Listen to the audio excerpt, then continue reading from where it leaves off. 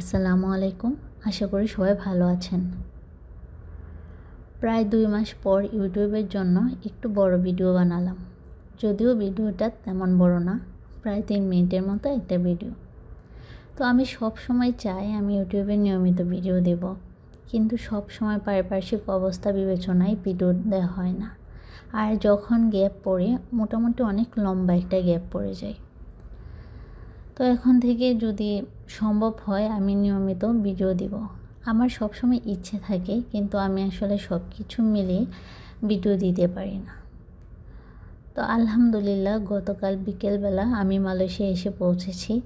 আর officially আজকে ছিল মালয়েশিয়াতে আমার প্রথম দিন। আর এখন সন্ধ্যাবেলায় তার একটু আগে আমি ভিডিওটা শুরু করেছি। সারাদিন আসলে সব কিছু গুছাতেই চলে গিয়েছে। গতকালকেও আমার ভিডিও করার ইচ্ছে ছিল। এত লং জার্নি করার পর আমার অনেক মাথা ব্যথা ছিল, সেই জন্য আর কিছুই রেকর্ড করিনি। আর আমার হাজব্যান্ড এখন বাসায় নেই। আমি আসলে যা ছিল সেগুলোই ফ্রিজ থেকে বের করে নিচ্ছিলাম ইফতারের জন্য। আর আমার হাজব্যান্ড বাহির থেকে আসার সময় টুকটাক সব দেশি ইফতার কিনে নিয়ে এসেছে। আমরা দুইজনই আসলে ভাজা পোড়া টাইপ খাবার খেতে পছন্দ করি। আর আমার হাজব্যান্ডের পছন্দের জিলাপি, এটা তো ও যেখানে যায় যদি সামনে পায় অবশ্যই খাবে।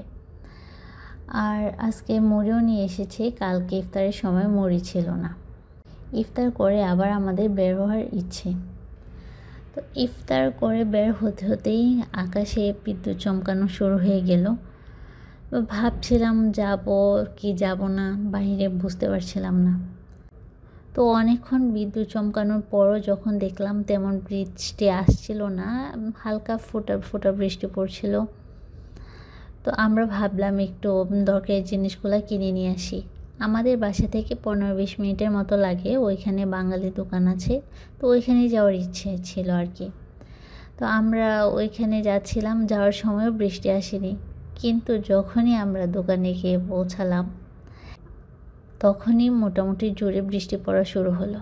তো তারপর দরকারি কিছু জিনিস কোনো রকমে কিনে আমরা খুব দ্রুত বাসায় চলে আসি। আর আমরা ছাতা নিয়ে নিই, সেজন্য অনেকটাই ভিজে যাই রাতের বেলা। আর এত কিছুর মধ্যে সেজন্য আজকে আর কোনো কিছু রেকর্ড করা হয়নি।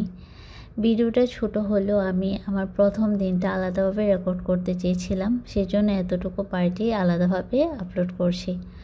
আশা করছি আপনাদের ভালো লাগবে। সবাই ভালো থাকবেন। আল্লাহ হাফেজ।